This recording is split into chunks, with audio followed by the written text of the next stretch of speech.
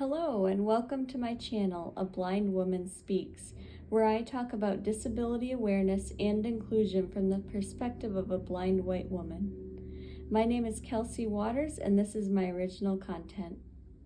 Today's topic is the wheels of justice. How many of you have heard the song, "The wheels on the bus go round and round"? Well, it is particularly relevant for a blind person such as myself, or for anyone with transportation challenges. In some ways, we may be familiar with how slowly the wheels of justice can seem to turn sometimes, but today, I want to share with you the ways in which transportation can be one of those systems where the wheels of justice need a little more grease. I am going to describe 3 types of transportation services, their flaws or barriers, and some concrete action steps that anyone can take.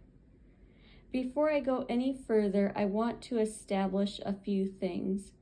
First, my purpose in doing this is not to complain or bash public transportation, but to educate the general public about this accessibility issue so that we can hopefully establish a collaborative, proactive effort to reduce the barriers that people with transportation challenges experience.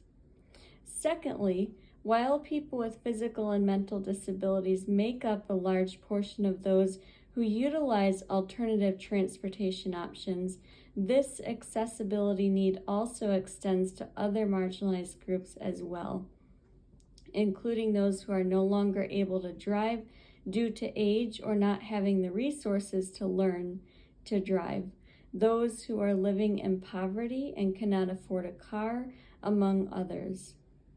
Lastly, when we are talking about accessibility, the attitude we should have should not be that it's lucky a particular service is offered, or that the person who needs accommodations should be grateful, or even that the individual group or system who is offering that service is doing them a favor.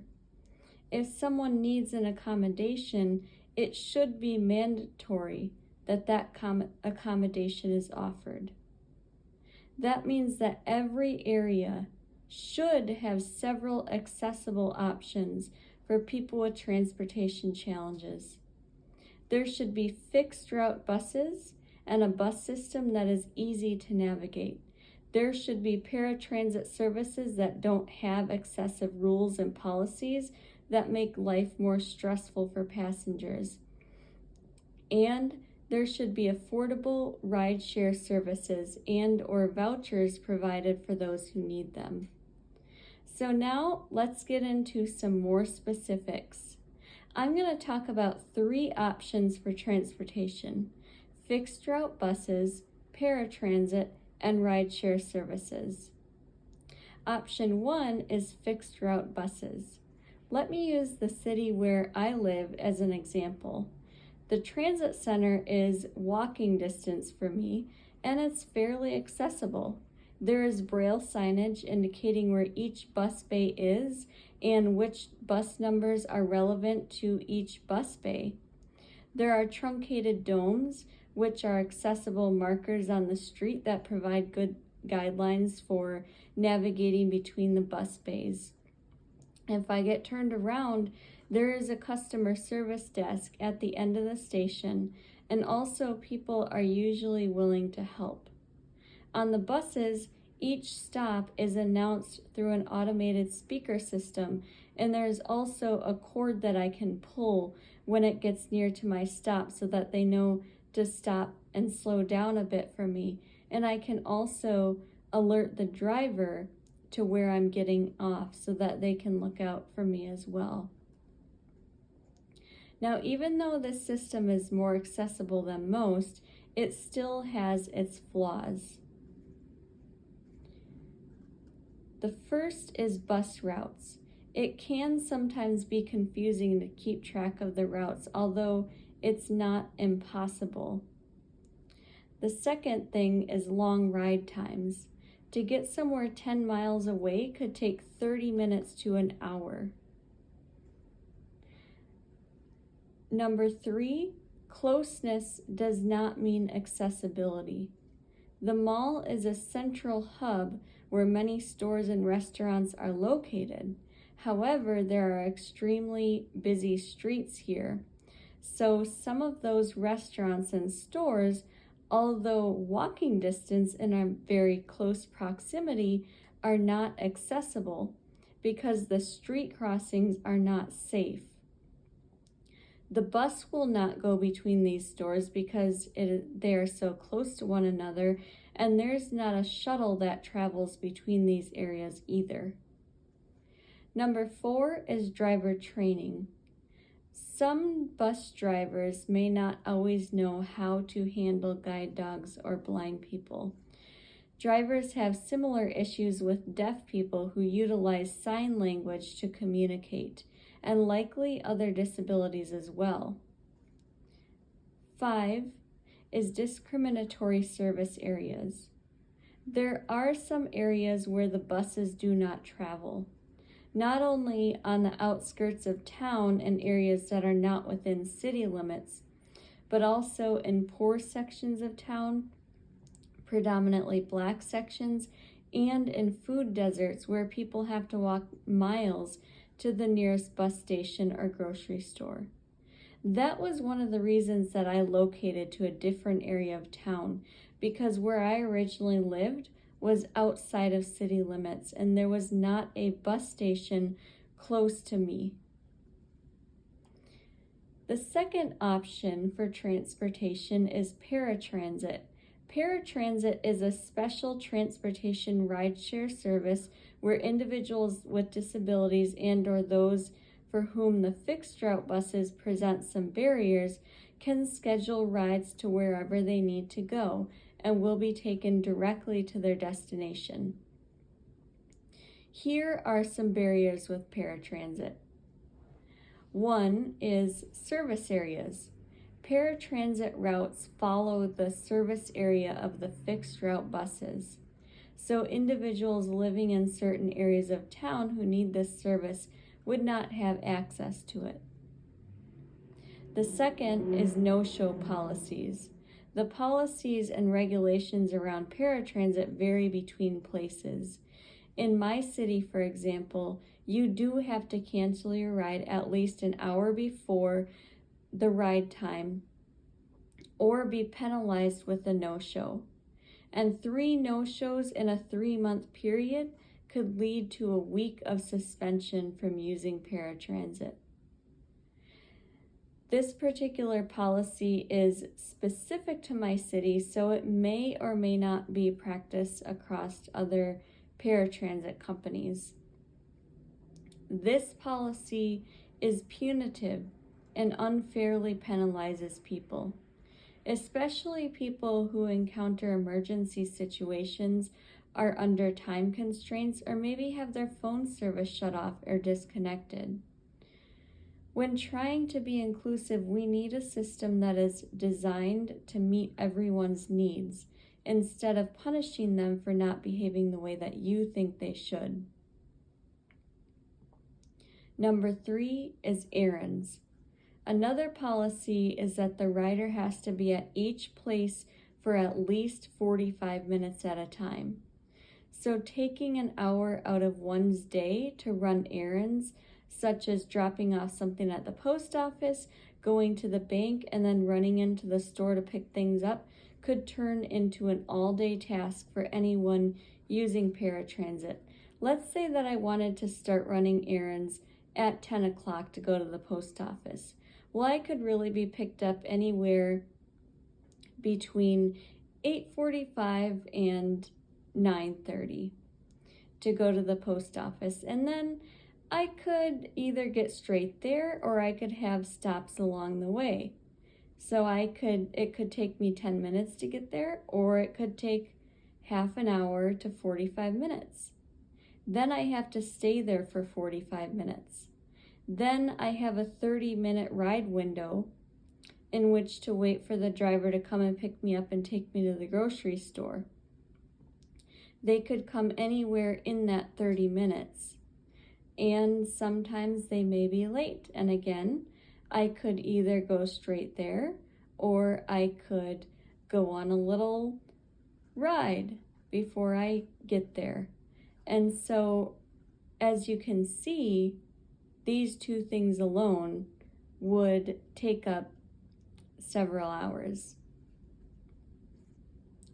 Because paratransit is a rideshare service, they also cannot do quick stops, and they cannot make spontaneous changes to anyone's ride. All rides have to be scheduled one day in advance. The fourth barrier is ride windows. The ride windows, which I just referred to, can make time management difficult because each window lasts 30 minutes and the driver could show up anytime during that window or sometimes after if they are running behind. They will only wait for the passenger for 5 minutes, but you as the rider may have very long wait times as well as other stops on the way to your destination. So I could spend anywhere between 15 to 45 minutes waiting for them because they are late, but they will only wait for me or any person with a disability for 5 minutes. Usually the ride time is scheduled 45 minutes before the appointment time, but I have also had several occasions where I have been picked up an hour and a half before my appointment. As a result, sometimes you're either way early to your appointment, which can lead to fatigue or missed pay from work, or way late. Again, I'm not bashing paratransit or public transportation fixed routes. I am simply sharing about these things to help explain the unique challenges that people with transportation challenges experience.